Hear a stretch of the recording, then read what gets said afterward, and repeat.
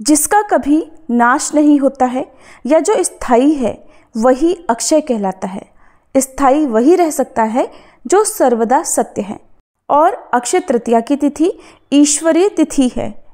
अक्षय तृतीया का हमारे सनातन धर्म में विशेष महत्व है। इस तिथि में किया गया कोई भी शुभ काम कभी भी अशुभ फल प्रदान नहीं करता है। इस तिथि में किया गया दान पुण्य अक्षय गुना पुण्य प्रदान करता है। इस तिथि में किए गए इस प्रकार के धार्मिक कार्यों का पुण्य कभी नष्ट नहीं होता।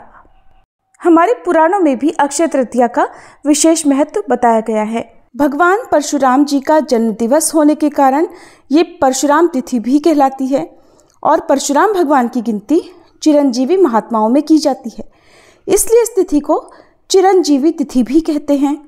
अक्षय तृतीया को अखा तीज के नाम से भी जाना जाता है और इसी तिथि को चारों धामों में से एक भगवान बद्रीनारायण के पट भी खुलते हैं और इसके साथ ही बद्रीनाथ धाम की यात्रा भी शुरू हो जाती है। साथ ही अक्षय तृतीया तिथि को वृंदावन में श्री बांके बिहारी जी के चरणों के दर्शन भी पूरे साल भर में केवल एक बार आज के ही दिन होते हैं, इसलिए देश के कोने कोने से श्रद्धालु बिहारी जी के चरण दर्शन करने के लिए वृंदावन धाम पहुंचते हैं।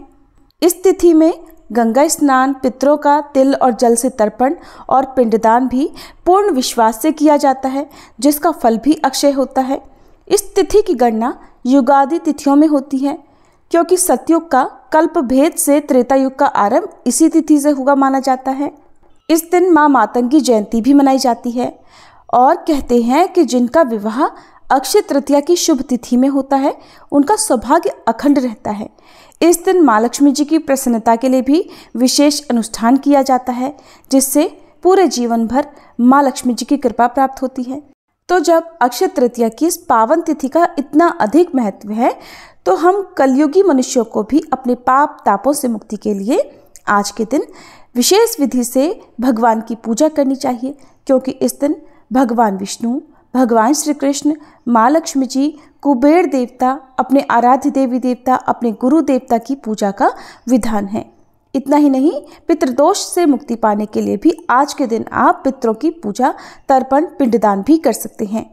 अक्षय तृतीया के दिन किस विधि विधान से पूजा करें कि आपको पूजा का संपूर्ण फल प्राप्त हो सके, ऐसे कौन से खास उपाय इस दिन आप कर सकते हैं कि आपके जीवन भर की तमाम परेशानियां हमेशा के लिए दूर हो जाएं और आपके जीवन में हमेशा खुशहाली बनी रहे, आपके घर की खुशियों को किसी की नज़र ना लगे।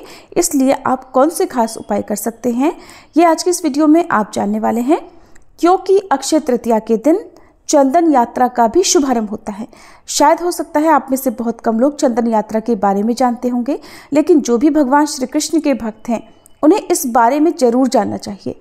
और न केवल भगवान श्री कृष्ण के भक्त ही बल्कि हर सनातनी को इस बारे में भी जानना चाहिए। तो इस वीडियो के लास्ट में आपको चंदन यात्रा के बारे में मैं विस्तार पूर्वक बताऊंगी। अक्षय तृतीया के दिन प्रातःकाल उठकर धरती माता को प्रणाम करें, चारों दिशाओं को प्रणाम करें। उसके बाद अगर हो सके तो किसी पवित्र नदी में स्नान करें, नहीं तो घर पर ही नहाने के पानी में गंगा जल और एक चुटकी हल्दी मिलाकर स्नान करें। और इसके बाद हो सके तो लाल रंग के वस्त्र धारण करें, नहीं तो पीला रंग भी पूजा के लिए शुभ माना जाता है। अब एक चौकी पर पीला वस्त्र बिछाकर उसके ऊपर भगवान श्री गणेश, माँ लक्ष्मी जी और भगवान विष्णु की या भगवान श्री कृष्ण की प्रतिमा या तस्वीर की स्थापना करें।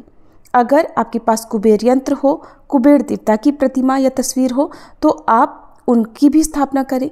इसके बाद धूप दीप जलाएं। आज के दिन बहुत से लोग अखंड ज्योत भी जलाते हैं, जो कि लगातार 24 घंटे तक जलती है। यानी जिस दिन उदय तिथि के अनुसार अक्षय तृतीया हो उस दिन से लेकर अगले दिन तक सुबह सूर्योदय तक अक्षय तृतीया की अखंड ज्योत जलाई जाती है। तो यदि आप अखंड ज्योत जला रहे हैं तो उसका संकल्प लेकर आपको जलाना चाहिए। आप माँ लक्ष्मी जी को कुमकुम और भगवान श्री कृष्ण या भगवान श्री विष्णु को गोपी चंदन का तिलक लगाएं। गोपी चंदन ना हो तो साधारण चंदन का तिलक लगा सकते हैं या हल्दी का तिलक लगा सकते हैं। माँ लक्ष्मी जी को कमल का पुष्प और भगवान विष्णु जी को पीले पुष्प अर्पित करें।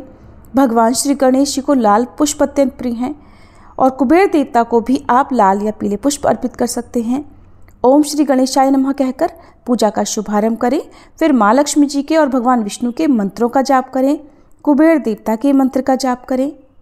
आज के दिन पूजा में भोग के लिए मौसमी फल अवश्य रखें।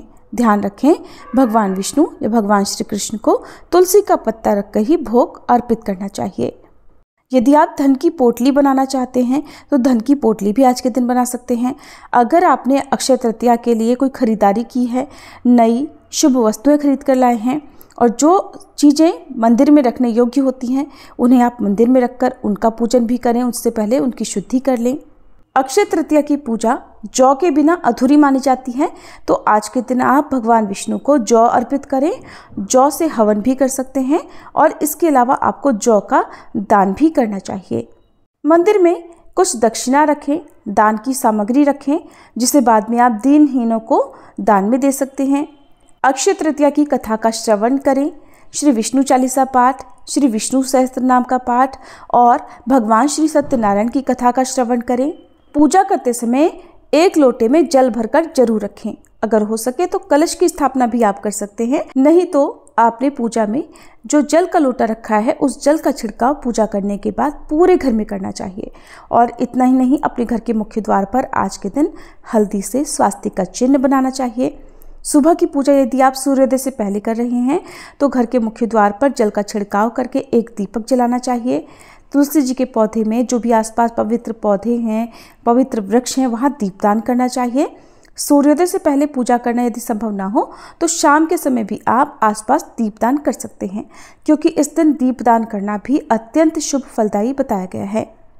तो सुबह की पूजा करने के साथ ही आप सबसे अंत में कपूर जलाकर आरती उतारें।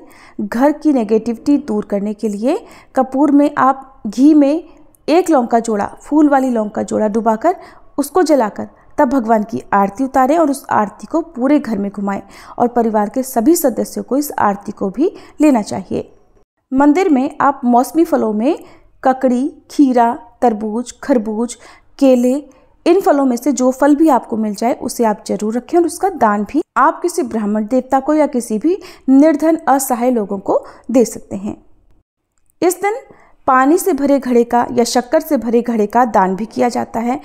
आज के दिन पूजा में आप सत्तू का भोग भगवान को अर्पण करें। सत्तू के लड्डू बनाकर या सत्तू का शरबत बनाकर आप उसमें तुलसी का पत्ता रखकर भगवान विष्णु को अर्पित कर सकते हैं। माँ लक्ष्मी जी को सत्तू का भोग लगा सकते हैं। पूजा करने के बाद यदि आप व्रत नहीं रख रहे हैं तो सत्तू का सेवन कर सकते हैं। आज के दिन बहुत से लोग व्रत भी रखते हैं। यदि आप व्रत रख रहे हैं तो व्रत का पालन आपको सत्तू का सेवन करने से ही करना चाहिए।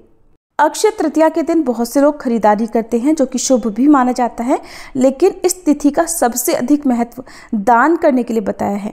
सनातन परंपरा के वेदों और उपनिषदों में, पुराणों में अक्षय तृतीया की तिथि पर दान का महत्व सबसे अधिक बताया गया है।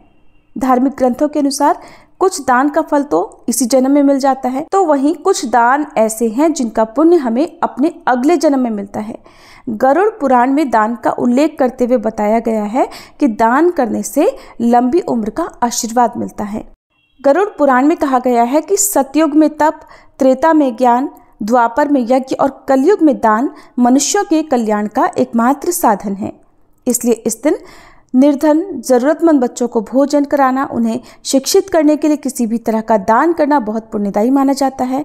इस पावन तिथि पर आप नारायण सेवा संस्थान के लिए भोजन दान, वस्त्र दान और शिक्षा दान के संकल्प को ले सकते हैं। इस प्रकार के पुण्य के भागी बन सकते हैं, क्योंकि इस दिन अर्जित किए गए पुण्य का कभी क्षय नहीं होता है। अक्षय तृतीया के दिन पूरा दिन ही अबूझ मुहूर्त रहता है, इसलिए इस दिन आपको खरीदारी करने के लिए कोई भी शुभ मुहूर्त देखने की आवश्यकता नहीं होती। कोई भी शुभ काम करने के लिए पंचांग देखने की आवश्यकता नहीं होती। यदि आप इस दिन कोई नया व्यापार शुरू करना चाहते हैं, अपने करियर के लिए, अपने जीवन के लिए कुछ अच्छा करना चाहते हो, तो इस दिन आप कर सकते हैं। ध्यान रखें, अक्षय तृतीया के दिन आप अपनी सामर्थ्य के अनुसार कुछ न कुछ दान अवश्य करें। भक्त अपने भगवान की सेवा के लिए अवसर ढूंढता है और रसमय श्री कृष्ण अपने भक्तों को आनंद प्रदान करने के लिए, उन्हें सुख प्रदान करने के लिए लीला करने के तरह तरह के अवसर ढूंढते हैं। दोनों में ये अलौकिक स्पर्धा चलती रहती है। अगर भक्त की भक्ति सच्ची हो और भगवान का प्रेम आपके लिए अगाध हो, तब भगवान अपने रूप और लीलाओं से अपने भक्तों का मन चुराते हैं और भक्त अपने भाव से ही भगवान को आनंद देता है। यही तो भक्ति की मधुरता है। रसमय ब्रह्म श्री कृष्ण को रागानुगा यानी लाड़ मनुहार की भक्ति अत्यंत प्रिय है। यही तो कारण है कि भगवान श्री कृष्ण की पूजा करने वाले भक्त उन्हें बहुत ज़्यादा लाड़ करते हैं, उन्हें मनाते हैं और यहाँ तक कि उन्हें अपने घर में यदि लड्डू गोपाल जी के रूप में रखते हैं तो उनसे पुत्रवत या सखा की तरह प्रेम भी करते हैं, ऐसा भाव रखते हैं। जाकी सहज श्वास श्रुति चारी यानी जिस ब्रह्म की सांसों से चारों वेदों की उत्पत्ति हुई है, वेद जिनका नेति नेति कहकर वर्णन करते हैं, जो सूर्य चंद्र और तारों को अपने इशारों पर नचाते हैं, वह परमात्मा प्रेम भक्ति के वशीभूत होकर अपने भक्त से कहते हैं कि मुझे गर्मी लग रही है, मेरे शरीर पर मलय चंदन का लेप लगाओ।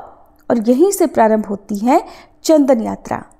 अक्षय तृतीया की पावन तिथि पर भगवान जगन्नाथ के शरीर पर चंदन का लेप लगाते हैं और पुरी में ये त्योहार 2 हिस्सों में मनाया जाता है। पहला बहारा चंदन और दूसरा भीतरा चंदन। दोनों ही 21-21 दिन तक मनाए जाते हैं और हर साल भगवान को भीषण गर्मी से राहत दिलाने के लिए चंदन यात्रा मनाई जाती है। मई जून का महीना हमारे देश में सबसे गर्म महीना माना जाता है। हिंदू कैलेंडर के अनुसार वैशाख और ज्येष्ठ के महीने में तापमान बहुत ज़्यादा होता है, इसलिए जो गर्मी होती है वो असहनीय होती है और भगवान को गर्मी से बचाने के लिए लोग भगवान को चंदन का लेप लगाने का फैसला करते हैं, क्योंकि चंदन के लेप की तासीर ठंडी होती है और इसकी खुशबू भी बहुत अच्छी होती है, जिससे वातावरण तरोताज़ा हो जाता है। हर साल भगवान को गर्मी से राहत दिलाने के लिए चंदन यात्रा मनाई जाती है, क्योंकि मई जून का जो महीना होता है वो हमारे देश में सबसे गर्म महीना माना जाता है और हिंदू कैलेंडर के अनुसार वैशाख और ज्येष्ठ के महीने में तापमान बहुत ज़्यादा होता है, भीषण गर्मी पड़ती है जो असहनीय होती है। भगवान को इसी भीषण गर्मी से बचाने के लिए लोग भगवान को चंदन का लेप लगाने का फैसला करते हैं, क्योंकि एक तो चंदन के लेप की तासीर ठंडी होती है और दूसरा इसकी खुशबू भी भीनी भीनी और बहुत अच्छी होती है, जिससे कि वातावरण तरोताज़ा हो जाता है। दुनिया भर से भक्त महान चंदन यात्रा में भाग लेने के लिए पुरी में इकट्ठा होते हैं। चंदन यात्रा की शुरुआत कैसे हुई और किसने इसको शुरू किया? तो भगवान श्री कृष्ण के एक भक्त थे माधवेंद्र पुरी, जिन्होंने भगवान को मई और जून की भीषण गर्मी से राहत दिलाने के लिए चंदना यात्रा की शुरुआत की थी, ताकि उन्हें ठंडक पहुंचाने के लिए चंदना लगाया जा सके। बहारा चंदन के दौरान भगवान जगन्नाथ, भगवान बलराम और देवी सुभद्रा की मूर्तियों को 5 शिवलिंग के साथ नरेंद्र तीर्थ झील की मनोरंजक यात्रा पर ले जाया जाता है। भद्रा और नंदा नामक 2 नावें देवताओं को नरेंद्र तीर्थ के चारों ओर ले जाती हैं और इस दौरान अनेक अनुष्ठान संपन्न होते हैं। भगवान जगन्नाथ, भगवान बलराम, देवी सुभद्रा और उनके 5 भाई बहनों को बहुत सुंदर सी नावों पर बिठाया जाता है और शाम को जल यात्रा के लिए तालाब के चारों ओर घुमाया जाता है। बहारा चंदन के समापन के बाद भीतरा चंदन उत्सव शुरू हो जाता है। भीतरा चंदन के दौरान देवताओं को मंदिर परिसर के अंदर उनके मूल स्थान पर वापस लाया जाता है और इस यात्रा का एक मुख्य आकर्षण नौका उत्सव है, जहां देवताओं को यमुना नदी पर नाव की सवारी पर ले जाया जाता है। और सबसे विशेष बात कि अक्षय तृतीया के दिन से ही पुरी में आयोजित होने वाली रथ यात्रा के लिए रथ निर्माण का कार्य भी इस दिन से शुरू हो जाता है। तो है ना सबसे पावन तिथि अक्षय तृतीया। तो आप सब भी इस पावन तिथि का पुण्य लाभ उठाइए और भगवान श्री कृष्ण की भक्ति में रम जाइए। अगर आपको ये जानकारी पसंद आई हो तो वीडियो को लाइक और हो सके तो शेयर भी जरूर कीजिएगा।